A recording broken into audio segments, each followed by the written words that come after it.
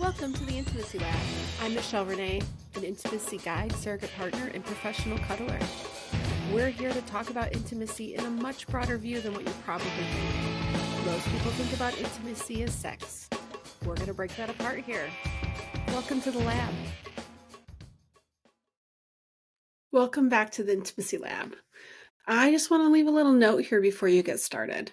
If you caught episode 20 with Coach Alex Ray, this episode, I'm going to call it episode 21, is a debrief of a little sex experiment that we kind of talked about in our first episode together in episode 20. So if you haven't listened to episode 20 yet, I want you to pause right now.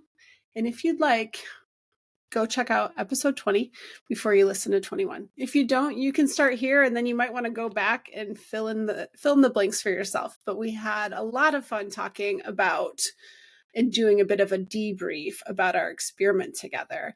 And our effort in sharing is to help you see kind of transparently what that was like for us, what kind of communication we had.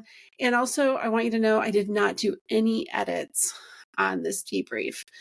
We did not plan it ahead of time. You'll see me kind of talk in a bit of a disorganized fashion, unsure how I want to tell the story, but I wanted to leave it that way because it's real. And I hope you enjoy. And if you want to really ask any questions, we welcome them.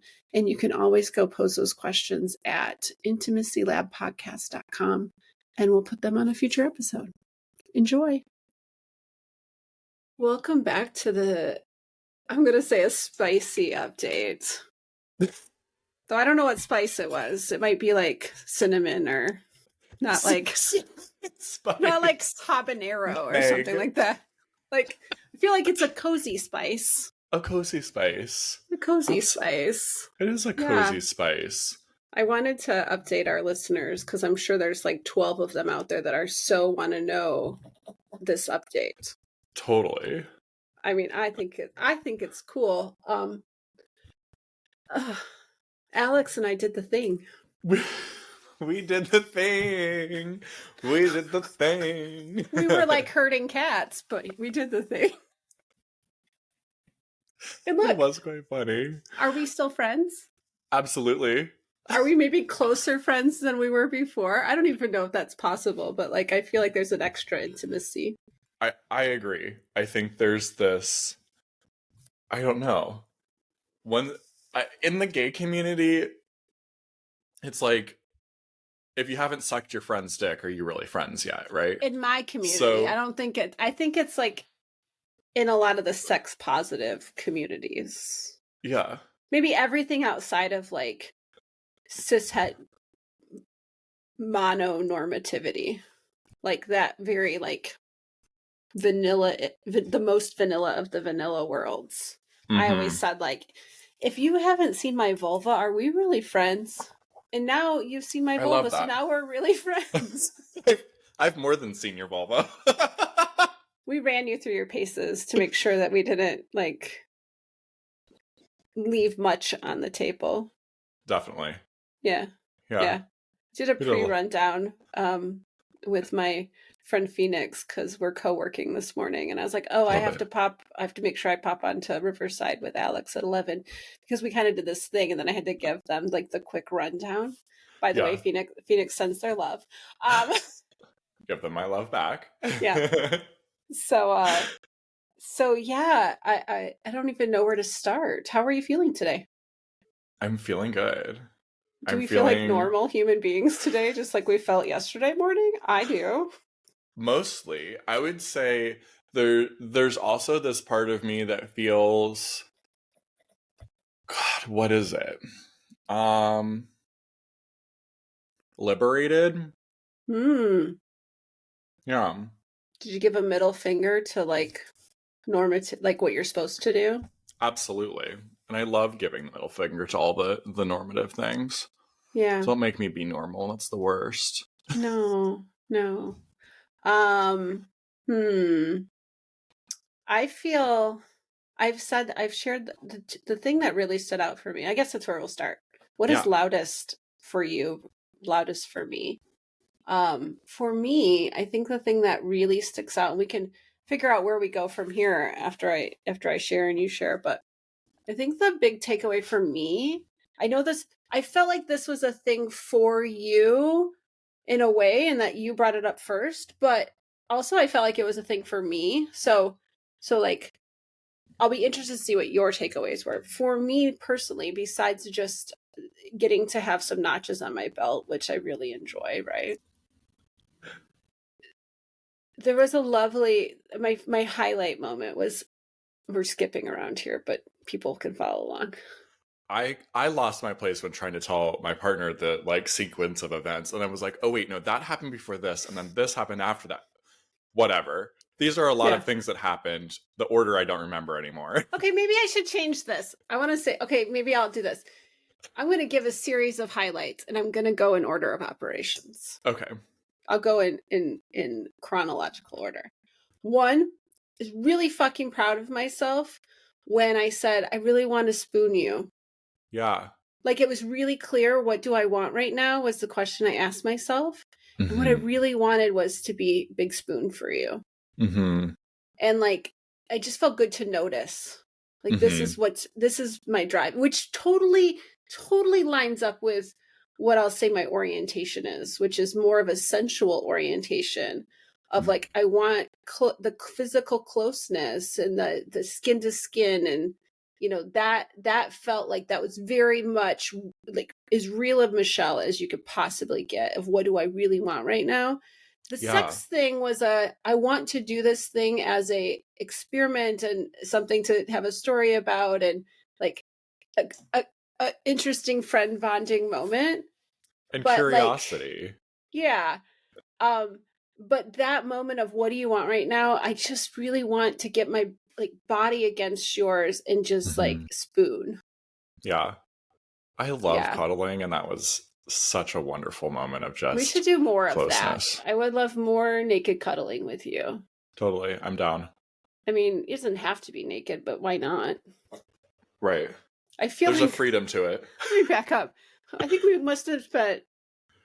I was getting dressed this morning, pulling my clothes off the floor. This is exactly what I had on yesterday, and I had this little moment.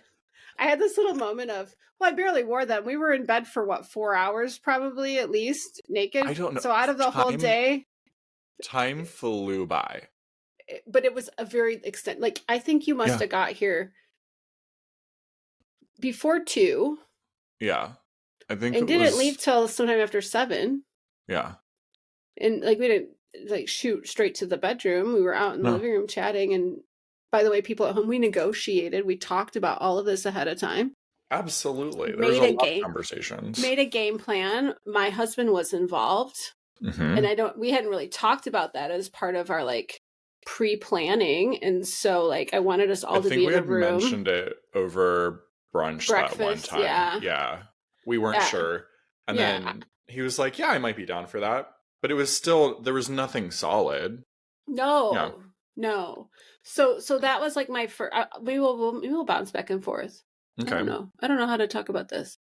I don't want to just be like, this is Michelle's story. Alex, before I go on to the next thing that I'm really proud of, what's something that is standing out for you today? Well, my favorite moment was when tears showed up and we just hugged. Because I teared up a couple of times. I mean, I really cried the second time. But I think there was a moment first where tears showed up. Do you remember that? Yeah, because I think both of us were tearing up at that point at the very beginning. I think it was I had that moment where I was like, I feel so responsible for this space. And we were going to do, so fun story. I'll give a little, I don't want to give too many details because I don't want this to just be the salacious, like, I guess it wouldn't probably be salacious. It'd be more funny than anything else. But I think a genius move on our part was to decide to do a genital show and tell before anything else. Like, because I was going to, for those at home, that. I was planning to top Alex with some impact play and some knife play and whatnot first. And so we decided before that started, we would do a genital, like take Alex through a vulva Yeah. And this is something I'm used to doing in my work as a surrogate partner. I've done it so many times. But what was cool about this one, I just got to be the stunt cunt, You right? I And love that I term.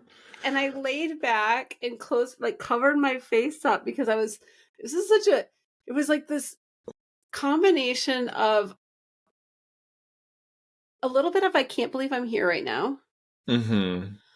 A lot of, oh my gosh, this gay man is about to get a very up close personal tour of my vulva by my husband. Right. And I don't want to scare him. Like, I don't know. I had this story that like gay men are afraid of vulvas and that, Totally. and I They just didn't, I don't want to ruin this thing, right? Like, I don't want it to not get off the ground at all just because you're like, like, right. I don't know. So that was like a big thing that was on my mind. And I think that's when I sat up and I said, like, I have a story that I feel really responsible Mm-hmm. for you to have a positive experience. Mm-hmm. And I'm so worried about this moment. And I think Mm-hmm. that brought tears up for me. And me. Yeah. Yeah. As fun But as the space was, there was a little bit of heaviness of like, I don't want this to go. I didn't have any fear that it would go bad, but I didn't want to have like it. You know, everybody has I a lot of people have a story of like a really bad first experience in something. mm-hmm. Mm-hmm. And I Mm-hmm. just didn't want to have that story be attached to me. Yeah. Yeah. I felt really honored that you would take that risk with me. Because I knew that no matter what, we would be friends at the end. But I Mm-hmm. also ahead of time was kind of putting myself in your shoes and thinking like, this is a big ask for anyone to be like, hey, do you want to be my first? And like that'll always be a Good thing, thing. good Like no thing, pressure. but good thing that I'm a sex worker, right? And Right. I think that makes things such a different. This is so not unusual of an experience for me. It is unusual in that Yeah. I've never been with a gay man before, and that was the intrigue for me. Was like, what will Yeah. this be like? Is this going to be so fucking weird, or what is this like? What will it be? So the Yeah. curiosity, killed the cat. Um, but The kitty. the kitty, yeah. Um, so like, and then like, so I guess we broke the seal with the hmm tears at the Absolutely. beginning. I think it was a really good connecting moment for us to both to get it out on the table that there Share some was vulnerability. yeah. It felt like it kind of evened the playing field. That's sort of a weird term to use here, but like it felt like we were both getting to be very authentic, very vulnerable, really show our cards of here's Hmm. what I'm worried about, here's what I'm concerned could happen. And uh I think it took a lot of pressure off of the experience after Yeah. that. It's like I there's no noticed a bravado. shift. You know what I mean? No. Like there's none of this like, oh, I'm a pro, I can do this and not have any concern. Like I think about Mm-hmm. like sex is rarely an event for me anymore that doesn't come with so many layers Mm-hmm. of I don't concern comes up for Mm-hmm. me. Complication is a word that comes up for me. Um, it's not simple anymore. It's Yeah. not as easy as back in my early dating years post divorce where I could just meet a person on OkCupid and sometimes not even get coffee with them. Like Right.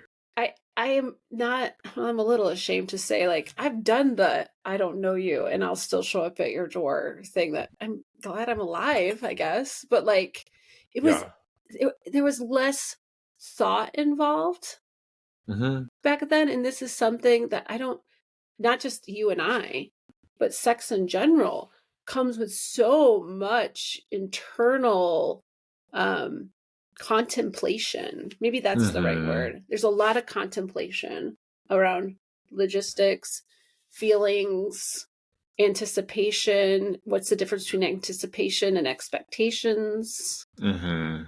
Pressure, my internal pressure, the pressure from the other person. Like, yeah, it's not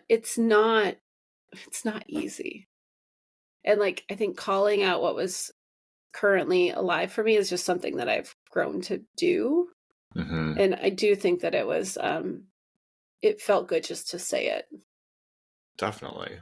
Like, address the awkward. Yeah.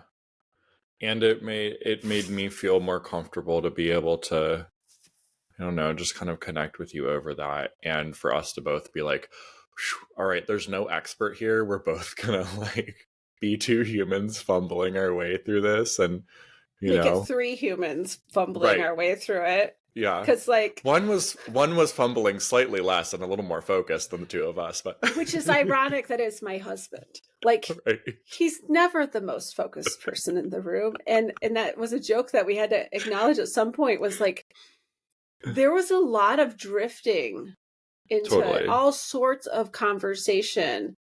And there was a moment where we kind of paused and Paul tried to bring us back on topic. What are we doing here? What is our purpose of being here?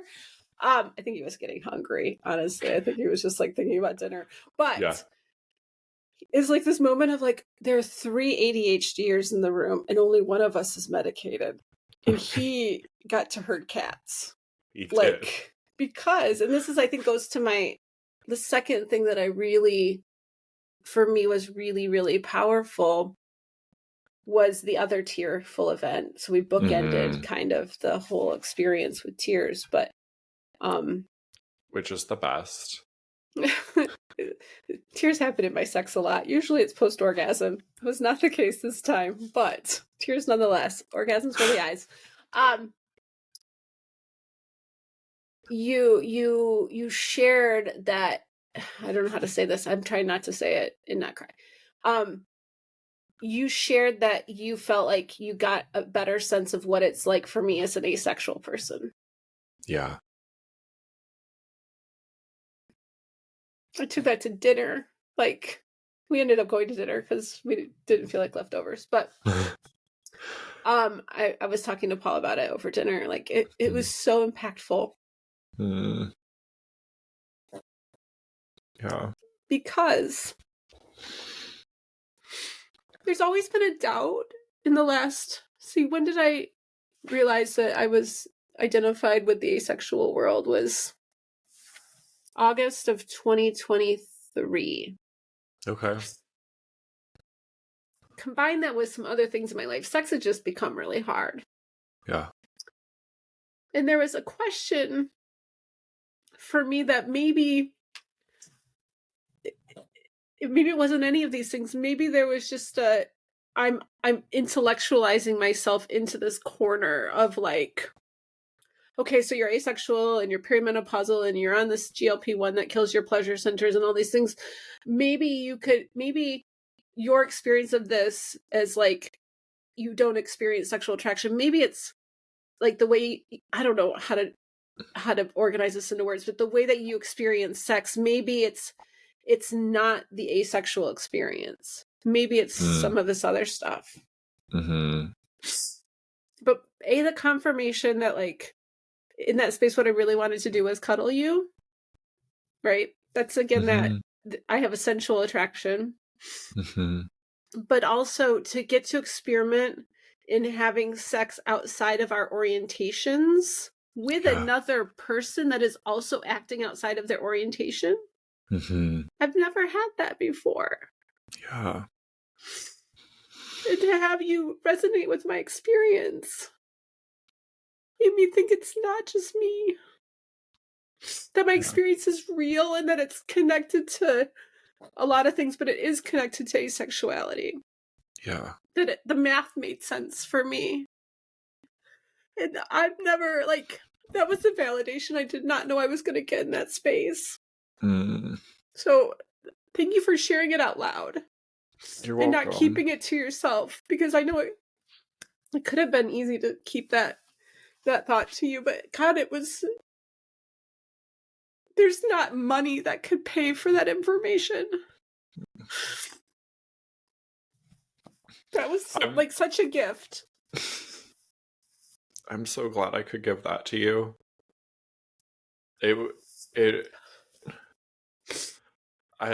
that moment, I did feel a little nervous of like, how will she take this? It's already leaving my mouth.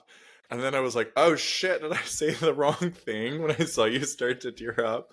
And then when you expressed the gratitude and the feeling that you felt understood, I felt a huge sense of joy that this could be such an equal experience for us. Because I went in kind of worried, like, wow, is this all about me? You know?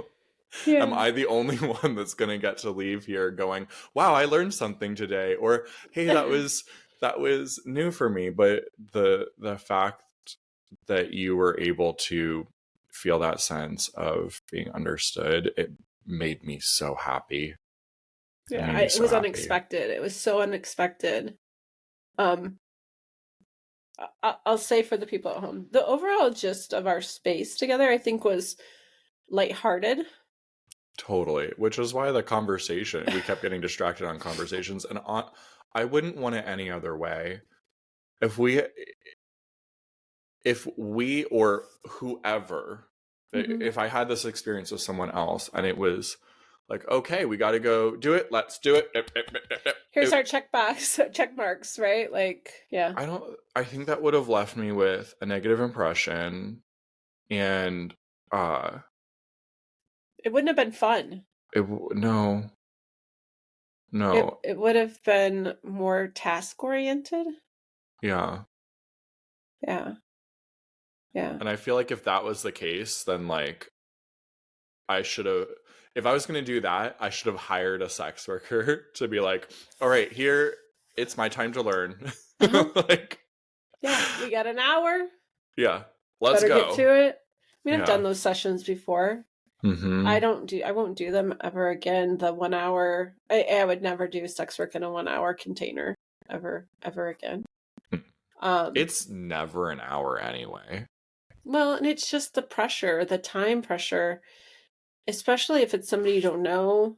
I've done like what I joke is like virginity harvesting, where it's a client that just thinks their life is going to be different if they weren't a virgin anymore. Yep. And it's so disconnected, at least the few experiences I've had, is like, okay, literally these are the words that I heard. Am I in? Cool. That was the whole point of that whole experience, was to know that his penis was in me. And then he wasn't a virgin anymore. Such an unfulfilling. Right. Sad. Sad. Like, there's such a missing component.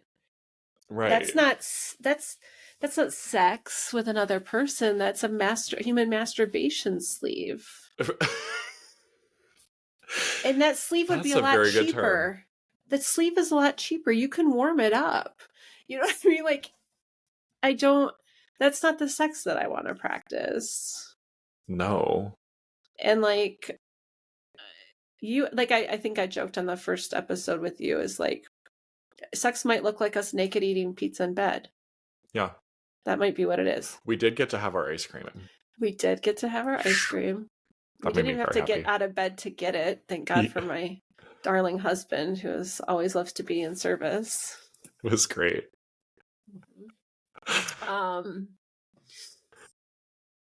Do you have another like highlight reel, special moment that stands out? Yeah. I really loved when you offered, like, hey, would you like to 69 with me? A lot of the times that you were offering things, it took pressure off of me, and help me just feel like, oh, great, okay. Because I had curiosities in my head of like, I wonder what this would be like. And I felt nervous to like initiate the asking, which in Yeah. hindsight now feels kind of silly, but in the moment, Makes it felt sense. I felt nervous around it. But the way I that you kept offering things invited me to go, yeah, thank you. I would like to try this. yeah, I had hesitation to offer because I didn't know what was going on in your head. Mm-hmm. And like again, I know what it's like to not be in my orientation. And Mm-hmm. so much of I think what's really, really clear to me in the post processing of all this is that part of what works for me in partnered sex is my partner's arousal, Mm-hmm. right? Right. So that's so I'm always like waiting for arousal to hit me, and once arousal hits me, it's so much easier to move forward and all the yumminess. Mm. And I think for the two of us, it was really hard to capture that arousal, Right. Which right? makes Like sense. so it was like, okay, like I felt probably the closest to arousal when I was topping you for the impact play, like when I had you face to Mm-hmm. face with me and my body was right up pressed against yours and I got Mm-hmm. to like bite on you a bit and stuff. Like I could feel the energy starting to stir in me of like, Yeah. oh, right. That was probably the closest I got to being able to hold on to some arousal. Yeah. Yeah. I agree. Yet, funniest thing for me, and I'm still trying to wrap my head around this, kissing you was so good. And normally, Yay. no, normally kissing for me is such a complicated thing until arousal hits. Mm-hmm. Like it's like I'm it's really complicated. I don't feel like it used to be like this. And with you, it felt like old Michelle showed up as far as like the Oh, person that used to love. Like I have hosted a second base party before where it was just like a makeout party with like, that sounds fun. it was so fun. And my thing was like, I wanted to kiss everybody at the party and I almost got everybody covered. So that like opened up this door of like, so often I would use like, this was my go-to girl game. When I met a woman I wanted to spend time with, I go, we should have a makeout date because it's like a low stakes invitation. Right. And oh my gosh, like so much making out was in my life. And now it's such a complicated thing for me. But Yeah. you and we were good kissers. I I'm like maybe the opposite of what you're explaining. I'm not sure. Tell me how it relates to your experience, Okay. but um I typically need making out to get aroused. Mm-hmm. I It's used to. okay. It's Mm-hmm. really, really hard for me to get aroused just by stimulation anywhere on my body without having making out be part of it. I think there's like a psychological thing for me about it. I feel connected, Mm-hmm. and feeling connected is really, really important to me in sex. When I feel disconnected from my partner or partners, whoever I'm having sex with, I also feel kind of disconnected from my body. Mm-hmm. But when I feel connected to them, oftentimes I'm then able to feel a lot more connected to my body. And so sometimes it's like someone wants to start with like a blowjob, for example. It usually doesn't do much to get me aroused until we Mm-hmm. make out. And then if we go back to blowjob, then I'll get an erection. But if it's just blowjob with nothing preceding it, I'll Yeah. usually stay flaccid. So yeah, I really enjoyed making out with you too. And that was a Like I would wonderful totally make out with you more. yeah, I would too. Yeah. I was just thinking, like, for me, part of that, I think kissing it was definitely something I've always really enjoyed until more recent times.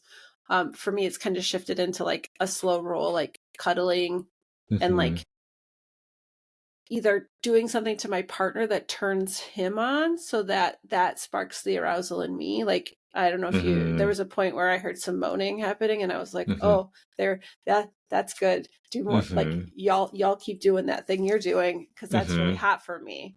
Right. But so kissing, maybe it's part of my work that got me to this point. It was interesting when I was doing work where I was teaching people how to kiss. And I'm doing it from such a space of not, it's out of context in some ways. It's, I don't have, it's hard in surrogate partner work, especially because I had to wear this like teacher hat so much to get that hat off and put on like authentic Michelle erotic hat was impossible. It rarely ever happened. And so a lot of times kissing was part of that whole process, but I wasn't there in the same capacity as, say, my client was there. And so part of what I would lay the foundation for kissing around is, please don't, I'm not a big kisser with tongue. And what I've said now more recently, since I don't do that end of the work anymore, when I'm with a new partner, I say, I kind of need, like, tongue for me isn't a thing until I'm aroused, and then I'll be a completely different kisser. Like, there's I don't know, even Paul and I will say, we are better kissers with each other when there's a flavor involved. If he takes a shot of bourbon, or he's eaten a really yummy dessert, or there's something there, then it's like, then suddenly we can kiss way better. Like, our kissing is way hotter. You and I didn't need any, we weren't even fucking aroused. We were like, oh, this is nice. But this is really good. That was like my favorite, like definitely a very favorite highlight of our time together, was like, oh yeah, we can do that. Like, we do that good. Like, that, honestly, I think that moment was the most out of my head, natural body, like in my body moment. That was the moment where I lost track of things being different, of being outside my orientation. Yeah. That's cool. It was really neat. Yeah. Yeah. Like, and then I also had this thought, I was like, why don't I make out with my friends more? This is great. So you got to start asking for makeout dates. Honestly. Take it from a pro. Wait, like, for a makeout date, do you, like, would I say, hey, do you want to come over and like hang out and make out? Or is it like we go out for coffee and then we end up making, like, how does, what does a makeout, the arc of a makeout date look like? It's been a long time since I've had this kind of desire for the game of like making these kind of moves on people. Yeah. It was something. What did you used to do? Well, I'm just like, I think it worked really well on women. So I don't, that's my sample size. Like, it was like, that was my girl game. So it would be like, oh, you're really cool, we should have a makeout date sometime. Like, literally, I just like meet them and be like, I want to spend more time with you, we should have a makeout date. To the extent that one time, oh my God, this girl was so fucking hot. She was so hot. She ended up being a really high-end escort, like really high-end escort. I don't think she was at that time. I don't really care, but gorgeous. And I was like, hey, we should have a makeout date sometime. And she said yes. And then we were both like, but we want to go to this munch on the same date. I said, I have an idea. Paul could drive us and we can be in the back seat. We can still have our makeout date and get to the munch, because like an hour away. Perfect. So he just like had the best like rear view mirror view of like an incredibly beautiful woman and his girlfriend making out in the back seat. This is like every husband's fantasy. I mean, he lives a pretty privileged. We both look at each other. So even after you left last night, so after you left, he was like, I'm kind of feeling like I want to go out. And I was like, all right. So we went out and grabbed dinner and we come back home. Well, on the way home, I said, if you want to have sex when we get home, I would be open to it. Yeah. And he said, I'm feeling kind of full and complete. And he Mm-hmm. said, that's cool. I was just saying I'm open to it. It does not bother me not to have any Yeah. sexy time, because like there was that point at the end of our play where Paul's like, are you saying you want to get off? And I was like, no, like, but Yeah. I was open to continuing. And he goes, but would you like to cuddle? And I was like, yeah. So we got home and crawled in bed and cuddled. And then Oh. I had asked him if he wanted to watch the last episode of the last season of Love on the Spectrum, and he had said yes. So I said, "Do you want to watch that right now while we cuddle?" He's like, "Yeah, sure." So Yeah. so we did that, and there was this moment where I like turned to him and I said, "We have such a charmed life," which is a regular thing that we say to each other, because we really are surrounded by the coolest people. Yeah. As far as like talk about easygoing and like, what are you doing on a Sunday? Well, we're going to go to the nudist resort, but the weather doesn't look good enough. Yeah. Want to come sexy experiment? Yeah, sure. Like, Right. People don't, normies aren't doing this. I love that we do. no. And I haven't done anything like that in quite a while. Mm. Like, I mean, we have our standard, like, once in a blue moon hookup friend that, we might, for whatever reason, play. But it's just not a thing that's quite as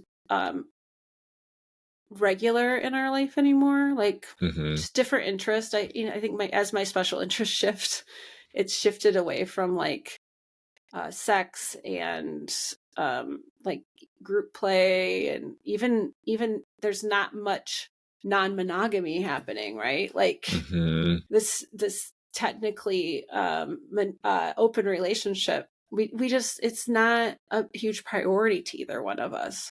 Yeah. So it was a little bit of a nice little shakeup of like, oh, we have this king bed for a reason. Yeah. Like, and all these mirrors, Right? why not? Yeah. I love that. It was fun.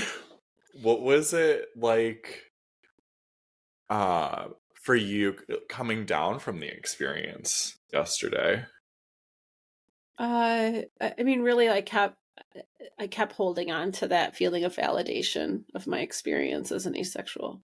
Like, I'm like, Yeah. oh, on the way home, I was like, oh my God, this would make a great presentation for a conference or something, of like Oh my God, yes.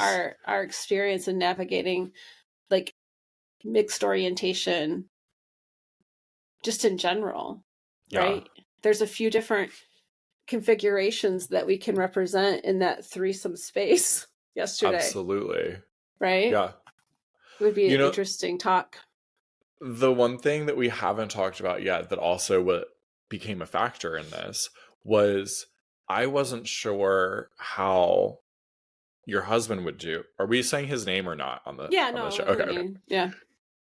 I wasn't sure how Paul would do in the space and if he was interested in interacting with me at all. And I think growing up gay, there's a ton of pressure that a lot of us put on ourselves to try to fit in to spaces with men in general. Mm-hmm. And there's always this kind of fear in my head that like a guy that doesn't want me hitting on him is going to think I'm hitting on him, and then it'll like ruin our friendship or something. And so there was this pressure in my head, like how affectionate or touchy and whatever is okay for me to do with Paul, and how much should I not be Mm-hmm. like interacting with him. I think that's And a common three-way question in general. yeah. I mean, it resonates with me and I think then looking back, we didn't do a good job of talking about that ahead of time. Because like, I mean, I've talked to you about the fact that I would be totally okay if you and Paul hooked up. Yeah. But I And I've hadn't talked to necessarily heard it him. from him. Right, right. And that's what we missed. We missed that this is that complication. I say in my work, like working with single people is so much easier because there's way less different combinations of dynamics Mm-hmm. that you have to work with. Yep. And couples are more complicated because they're their relationships with each other, and yet Yep. their relationship with themselves and their relationship with me, and like all these different things that get exponentially more complicated. Throw that into a three-way situation and Yeah. you exponentially have complicated it even more. And Yeah. so maybe that's a look back. What would what we could have improved Sure. was laying that out more transparently. Yeah. Yeah, because I've been in three-way situations where I'm like, I'm not sure what my role is here, especially if you're the unicorn. Mm-hmm. Um, even in like a three-way with a friend and my partner, I had been with the friend one-on-one, Mm-hmm.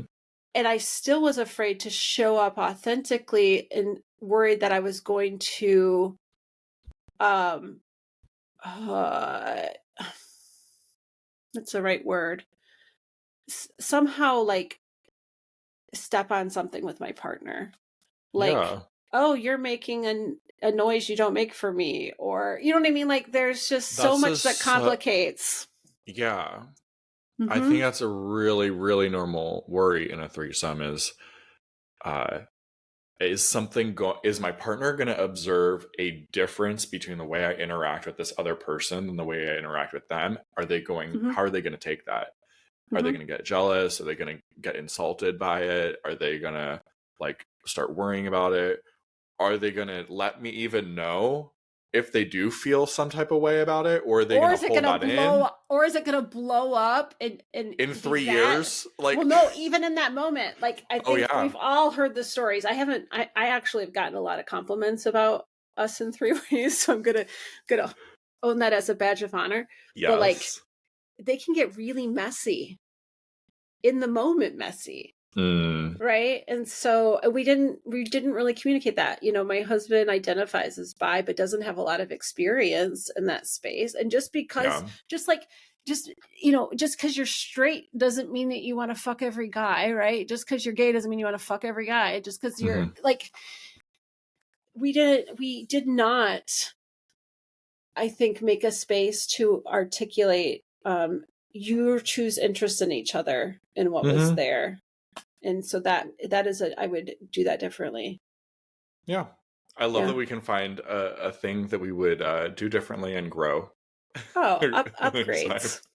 Upgrades. Yeah. I did really appreciate the way that he was able to guide me on things Hmm. He was kind because, of a translator in an interesting way of like hmm, he's a man who's used to my body, yep.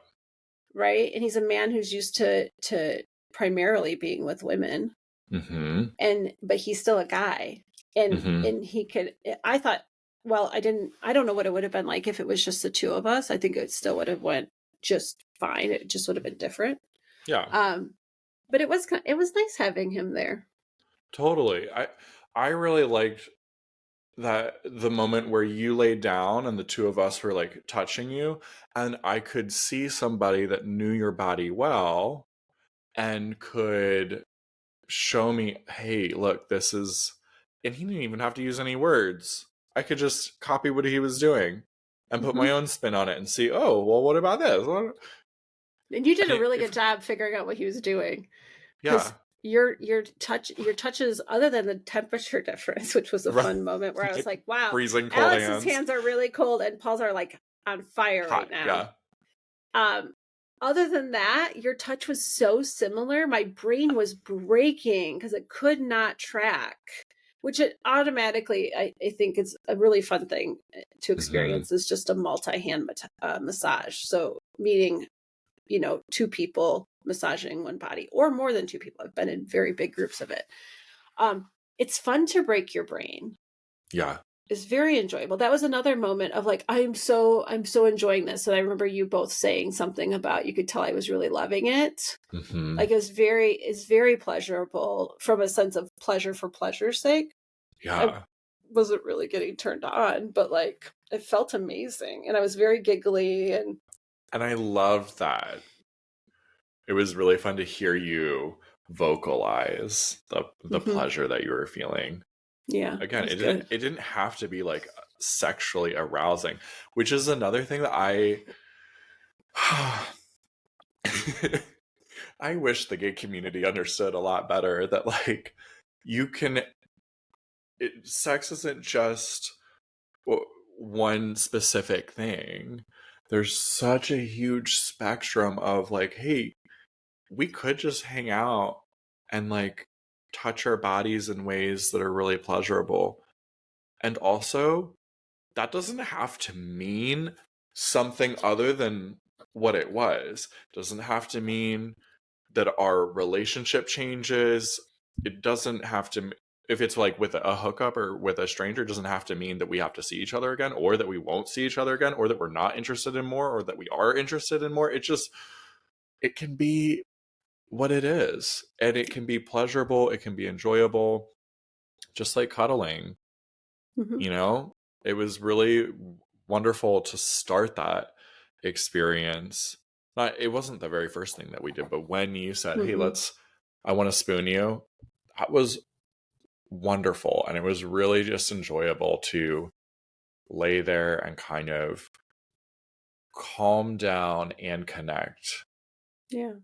We certainly shared intimacy, We shared right? intimacy. We we it may not I want to say this, it's not just the gay community that struggles with understanding these That's my framework. So expanded, oh my gosh, it's all the people. it's all the people. It's all Okay. the people. And I I generally joke about queering your sex, but that doesn't really, you kind of just made that really not work. Like Yeah. I just want an expansive view of what is a possibility. And it doesn't have to be centered around orgasms. No. No orgasms were had yesterday by No. anybody. No. And it was still an enjoyable, what Mm-hmm. did we say, 5 hour experience? Something like that. Yeah. Yeah. It was great. And it could have continued if it wasn't time of day and like, And we were getting fucking hungry. and I think that you and I just enjoy each other's company so much that it Yeah. didn't, like, it was almost like we needed to have 5 hours ahead of that to clear out all the things we want to talk about in order to make the space to show up and be focused. Right?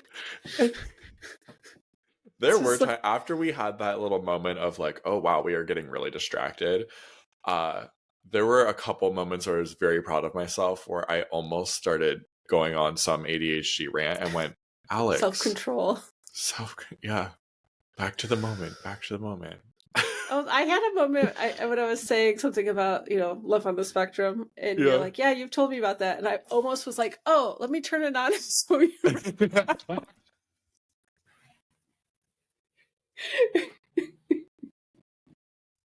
Paul would And have then gotten up and been, I'm out of here. I give up. internally, I'm like, no, Michelle, that is not an appropriate time to do the thing that you're really thinking about right now. You're going to have to switch. Gonna have to switch gears. But it's so hard sometimes. Like, oh, It's not, I like to remind myself it's never just this one thing, because in my head I think, oh, it's just this one quick interesting thing to share, and it never is.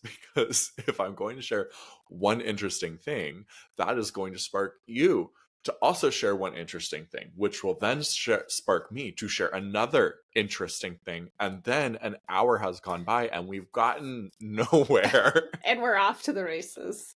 Yeah. No, absolutely. Yeah. Yeah. And then I think it was also kind of fun in that we thought we were kind of rapping, and I went, wait, but you haven't inserted anything into me. Yeah. Like, not a finger, not a penis, nothing. Like, I can't have you leave and not say that I've touched like an actual vagina. Right. Like, yeah, you touched my vulva, but that's not the internal, workings. Yeah. And The so, closest I got might have been a tiny bit of tongue tip. oh, I was thrilled that you didn't like go in to like try to penetrate me with your tongue, because that is a problem that straight men have, where they think they're gonna Oh. fuck me with their tongue. and it's really not it's not the thing for me. It's like Yeah. external and soft and slow, like very teasy, and so they want to like meow, meow, meow, meow, meow. And I'm like, so Yeah. bravo to you for not doing that. Thank you. Yeah. I I was doing my best You were doing a to really lovely figure out, job. like, I don't know, maybe this will be pleasurable. I don't know. Which is, the funny thing, now that we're not in the moment, uh, one of the things I always try to remind myself of, and it's very easy to, of course, remind other people of this, but like, it isn't any different to explore something with a guy versus a girl, versus, like, specifically around the fact that, like, just because it's a different body part does not mean sorry, let me back up. Just because it's the same body part that I've interacted with before doesn't mean that that person likes their body part stimulated the same way as the last person. And so it stimulating anyone's body is always going to be a different experience unless you know their body well and you've figured out what they like. And so in that way, it's like, why aren't we all just asking people a little bit more, hey, are you enjoying this? Or also, what do you enjoy before I even start? Yeah. Yeah. My brain just went in a couple different directions with that one, because part of what came up for me is like, oh, when I used to work in surrogate partner therapy, it was like their goal was like, I want to learn how, all the tips and tricks to please a woman. And I'm like, all you'll be learning is the ones that work for me. Yeah. And we are all different. Yeah. Hell, I'm Absolutely. different from day to day. Right? It's Having sex is not about learning the code. No. It's not. It's like, it's not this one thing worked for me today, so I'm going to go run right to that the next day and think that it's going to have the same results. Sex is No. about finding a space to connect with the other person Yeah. in another kind of way. Like, It's a lot of curiosity. and like, it's fun to get people off. I get that. Like, Yeah. orgasms feel amazing. Mm-hmm. But you're jumping over a whole bunch of opportunity and steps in connection if that's all you think it is. Yeah. Yeah. It's like a developmental delay of some sort. Like there's Yeah. a lack of maturity or something that needs to be kind of explored. Totally. Also, this is like burning in my mind, so I have to say it. For anyone that's been listening thus far and it's like, wow, Alex keeps using a lot of gendered language. I'm sorry. It's a lot for my brain right now. Usually I'm so much more careful about, like, okay, differentiating bodies from gender. But I realized this when I was describing things to my partner last night. I was like, wow, it's, for some reason it was difficult for me. I think because going back to those norms is almost like a comfort zone of the way to describe things. Uh, and as I was describing something that was so new and different for me, it was very challenging to be like, right, how about we describe it this other way, Alex? So I just wanted to put that out there and be mindful of that if anyone's like Yeah, I noticing. know. It's so easy to fall back into really like binary language and this equals this and that. We just, it's not that way, but it's No. really easy to, especially in like these new situations, to fall back into what we were taught initially, how fast it comes forward. This Yeah. goes back to why in the Wheel of Consent world we say that you can't learn something new in a sexual space. You have to learn it outside of the sexual space, because our brains will just default into what we know, because the the prize is so forward facing. Like we will just forget all this new stuff we're trying to to put into place because we want to get to that thing, right? We want to ring Mm-hmm. the bell, we, do the thing. So That makes yeah, sense. thanks for mentioning that. Yeah. I want to Yeah. do better. I want to keep practicing. And I think it will be more natural as the newness Mm, wears off. yeah. Yeah. It was I was quite just an noticing that. accomplishment. I just want to say, I think we rocked it. I think we did too. I couldn't I don't want to say I couldn't ask for anything better. It would be very surprising if we had showed up and it just felt like a regular, heterosexual experience. Yeah, I would have been real surprised with myself. I've been like, wow, I really learned something new. Who am I?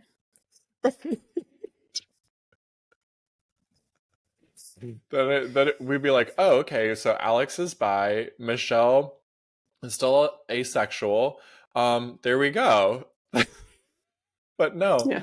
I No. got, I really, I really enjoyed that.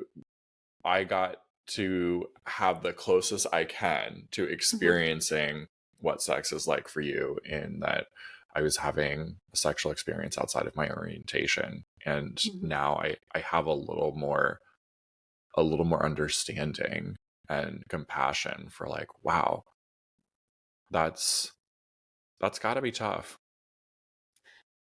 Yeah, it is. It's hard to not just let go of it and say, sex is just too hard. Like, Mm-hmm. I do enjoy having sex. Sure. It just, the price of admittance Mm-hmm. is higher than the price tag doesn't always feel like something I'm interested in paying, which is a Yeah, lot of energy and attention and focus, which is something I struggle with anyways, right? So absolutely. yeah. I, I think if I just woke up tomorrow and I no longer have arousal leading to desire so quickly um around men, then like that would be what uh what was I gonna say? I probably would have way less of a desire or interest in sex, period. Hmm. Yeah. Yeah. And that would be really like weird and confusing. Yeah. The why is a hard one to hang on to. Like, I know I want it with my husband because it's a really great connector for us. It's not the only Uh-huh. way we connect, but I really enjoy that connection with him. Yeah. Um that's why picking up extracurricular sex is a lot more complicated to find my why, Yeah. right? Because I can totally understand that. it's not like I've told my husband, if you were into cuckolding or something, Yeah. and I thought if you got off by me fucking other people, it'd be so much easier for me to find my why, Right. right? If I get paid, that's Mm-hmm. another way for me to find my why. Mm-hmm. Like oh, that's a substantial amount of money that is going to alleviate some kind of burden in my life, For sure. and I can show up wholeheartedly in my yes. Mm-hmm.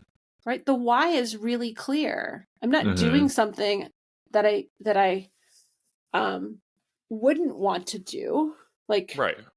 but it's so much easier to say yes because the exchange is easier for me. The exchange rate is easier for me. Yeah. Because if you come into a sexual situation and it's easy for you to have sex, Mm-hmm. that's not an equal exchange. If you're saying if it's easy for one person and not easy for the other person. Yeah, Hmm. I get that. Yeah. Yeah. And so money can make that an equalized exchange. Yeah. Absolutely. Yeah. Yeah. Because otherwise one person leaves going, wow, I had such an experience and like I feel lighter and better after it. And the other one's like, well, I just got used.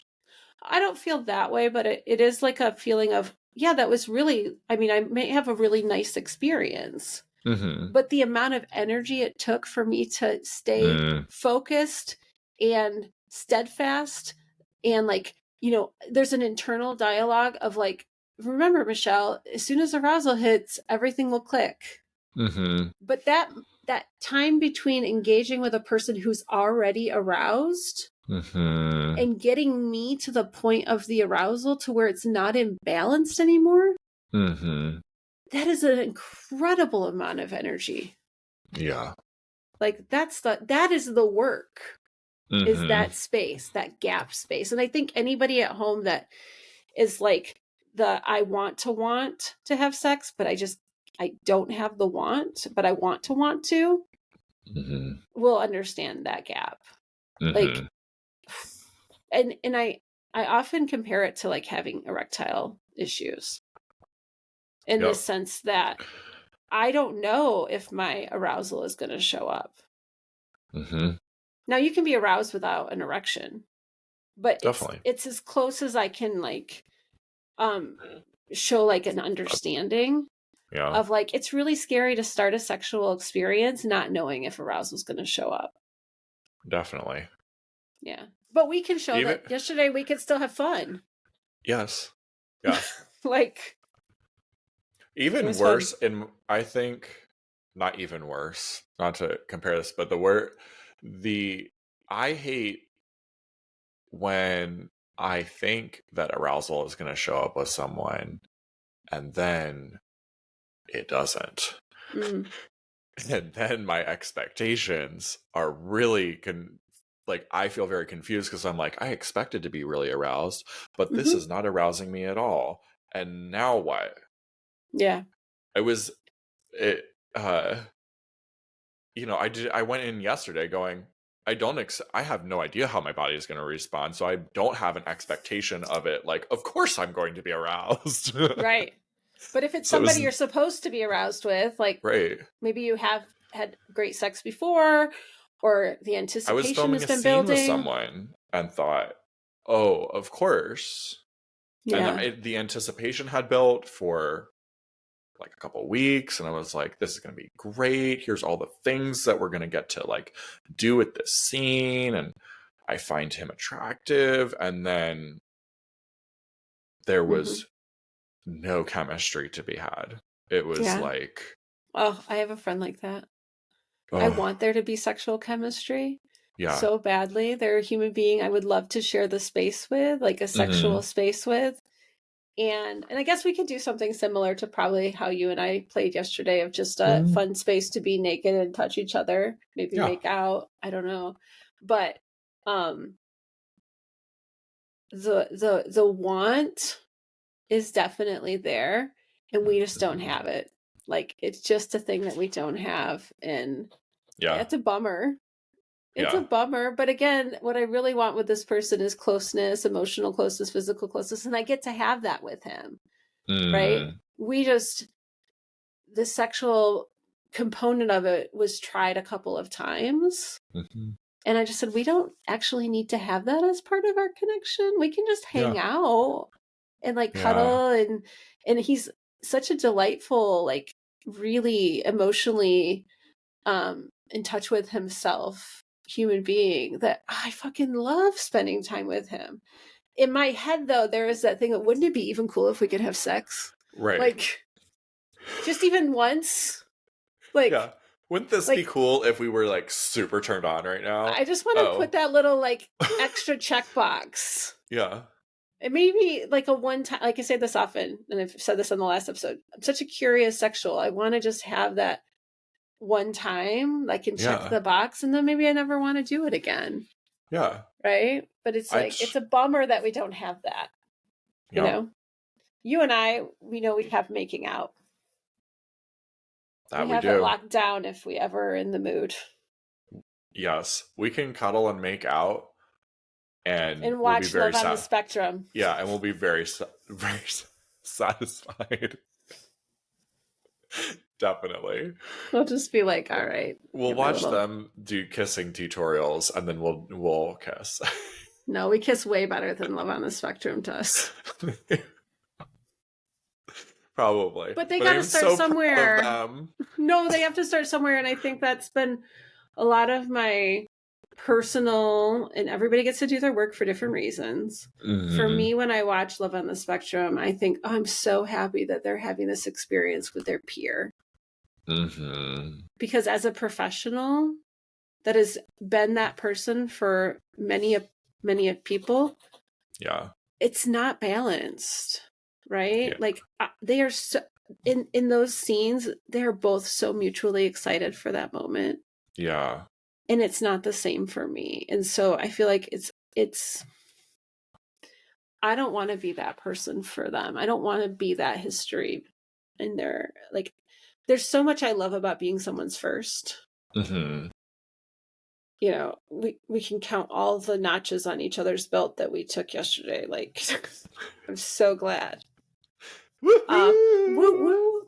Um, I don't want to be But that first. It doesn't feel fair. yeah, to me, the distinction is like romance. Mm-hmm. Whereas if I get to be somebody's first in a kink scene or something, It's very it's not different. about the romance. It's about, can I give you this psychological or physical experience? And I love that. That delights Mm-hmm. me. And I think what a I'm happy that I get to give them a quality of experience that if they met with a peer, in, in their case, probably somebody that's not experienced in that thing, it would be awful. They both wouldn't enjoy it very much. But I It, get to give them this thing like high quality. But if it was like first kiss or I don't know, first time falling in love or something, I would feel a little bit like uncomfortable that they are having this strong romantic experience and probably want me to have a similar experience along with them, and that's just yeah. not what I'm there for. Yeah. Yeah, I mean that does happen in my space, I think some in that I mean, I love my clients. I am Mm-hmm. happy to even tell them I love them. But Mm. it's not romantic. It's not that falling in love thing. And Yeah. I hope it's not for my clients either. Um, but that some of that is out of my control. Yeah. I would guess that a lot of clients that you're interacting with haven't necessarily experienced that sense of love that is not necessarily romantic. That's true. And that's my goal is for them to have that experience so that their nervous system recognizes it. Yeah. Yeah. So many people in general are just not familiar with experiencing like friendship love, Hmm. where they know that there's someone that they care about deeply and that cares about them deeply and uh, is invested in their well-being. Hmm. We're all most people are just so used to shallow connections. Right? Someone the Or other day told me that he was like, yeah, I have this one friend that goes to therapy, and we had like a discussion about life, and it was like kind of deep, and I was like, wow, this has never happened before. This is so cool. And I was like, what? to me yeah. to me it's such second nature. I don't have friendships where we don't go deep, where Yeah. I don't share vulnerably what's happening in my life and vice versa. I I've kind of always been like that. So it was a good wake up call for me to go, "Oh yeah, Hmm. that's different. Hmm. That's Yeah. But not that's part of normal." that. I think that's part of the maturity that we all have to go through, and we all get there at different times in our life, I Yeah. think. And so that goes back to like, what is sex to you? If Mm, sex is another human masturbation sleeve, then you've still got work to do. You know what I right. mean? Like there's more. Yeah. And if like I think about a old client that loved the vulnerable conversations of like the we're not really stranger cards, or he would always be picking up new decks and bringing them to our Mm-hmm. sessions because he loved the opportunity to get deeper, but Mm-hmm. didn't really know how to start that without the prompt. That's okay. Yeah, It's a absolutely. muscle that has to be practiced. And so, like in our space together yesterday, me saying, okay, I need to tell you the story that I'm making right now Yeah, is that I'm afraid that I'm going to ruin this experience for you or something like that, right? yeah. That is the practice of having that muscle built where I Mm-hmm. know I can say the thing because I know I will be okay. Yep. And it becomes a drive to say the thing because I can't hold it inside of me because I know like it doesn't do me any good to not share it. Yeah. Sharing it lets you know where I'm at. Mm-hmm. Right? And then you're Yeah. like, oh, let me alleviate that fear for you. Or Yeah. like it gives you something to meet me in. Mm-hmm.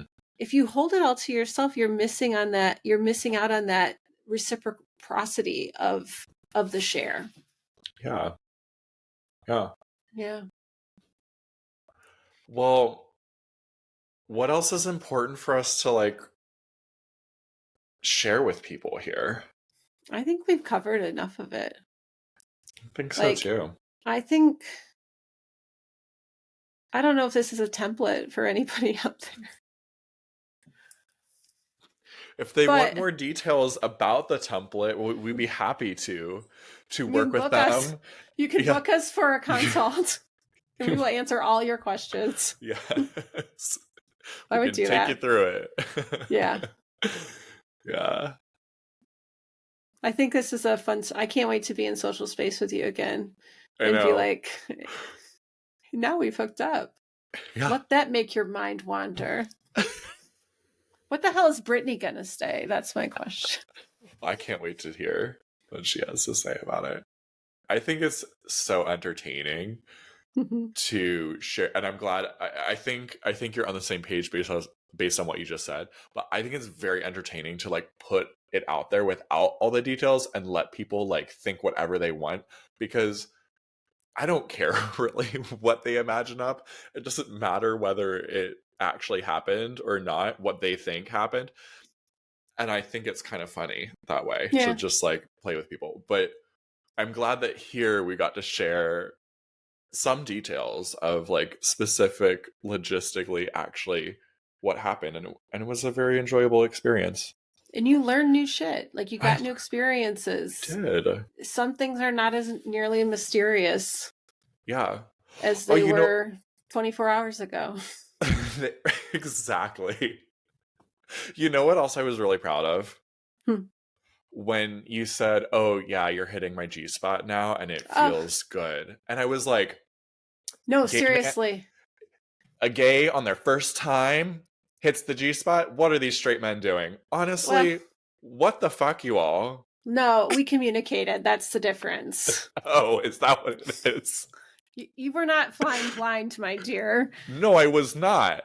Right. Absolutely. No, there But was a if lot of you can't communication, but talk, yeah, but if you can't talk and give your partner directions, right. because sometimes the partner doesn't want to hear directions. I've literally heard people tell me that they have had partners that say, oh no, that's not what you want. This is what you want.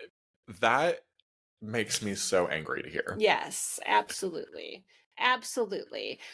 So again, everybody is different and you Yeah. need to communicate what you need. And it's also like you have my husband in the room going, "Oh, this is the map to find the spot." Right? Yes. Like I told a story about my old partner and how I overheard him one time giving directions to my G spot to somebody, and I was like, "That's really fascinating. I don't even know how to get to my own G spot, right? I didn't realize you had Right. to take a left at the light, right? Like so yeah, like that actually the whole like, oh, you should definitely make sure that you like digitally penetrate me before we wrap this up, just to say that you've been inside of me. And then I was like, oh, actually that feels really nice. Yeah. I was like, yay! I'm able to like give you physical pleasure in that moment. And that was cool. And I was also like, this is so stupid. that this is a common thing for women to not experience, for vulva owners to not experience pleasure. What the hell are partners doing It's not not, communicating like this?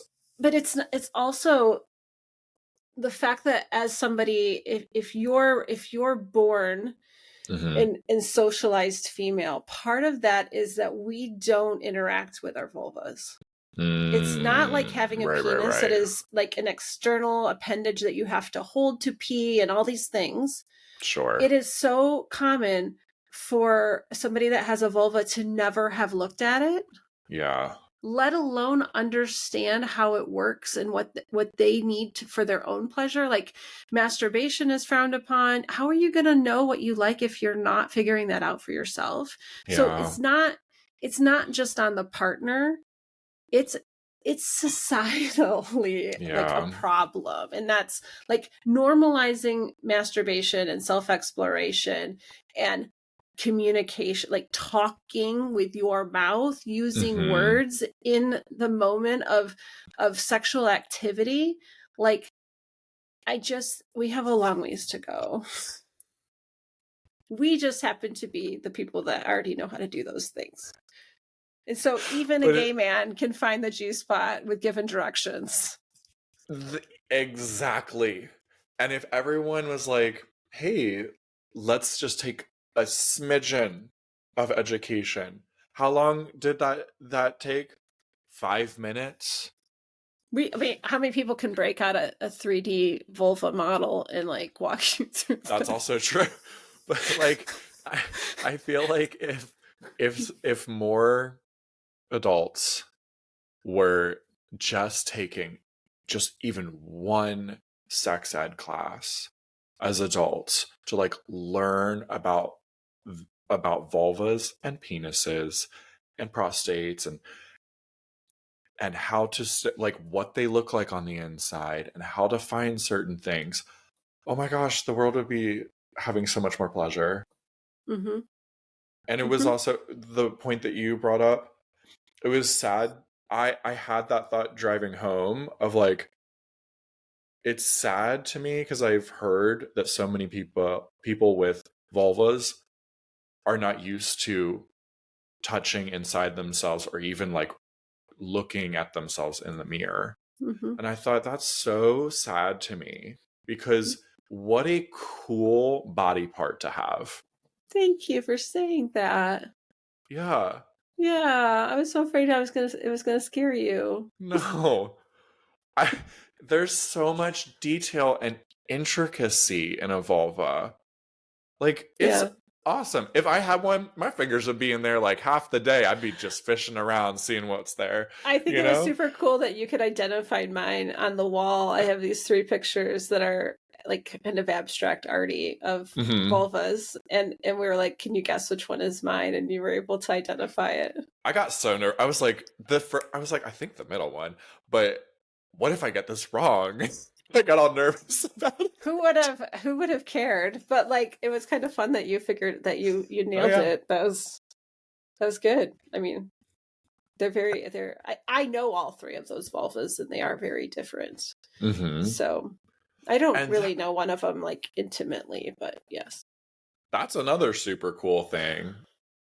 Like the differences that you can have. Mm. Penis owners, there's not much of a Oh, difference I in think penises. penises are. You just Oh no, I think they're they're all so very different. I really I do, and maybe it's because I have an appreciation for how different vulvas are that maybe. I do see. I mean, I think I used to not see penises as being so different, so it might have to do with just my exposure to vulvas. But I think they're all so very different. I think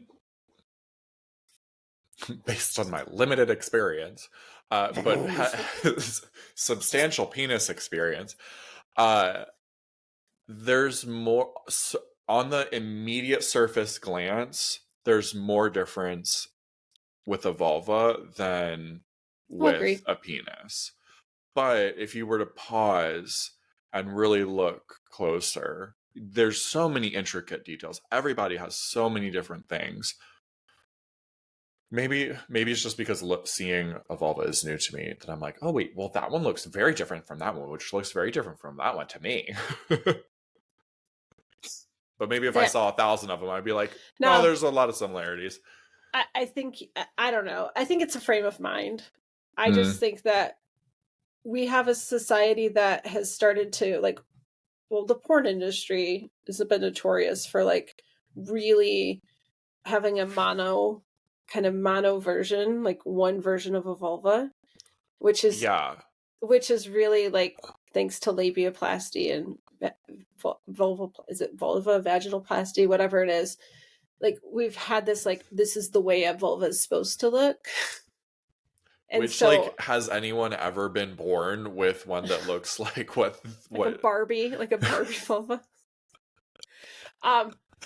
I take a very different stance that they're all incredibly different and they're all beautiful. And I've seen a lot of them thanks to being able to do some workshops around this stuff, that they're all just different. That doesn't make them not beautiful. They're just fascinatingly different.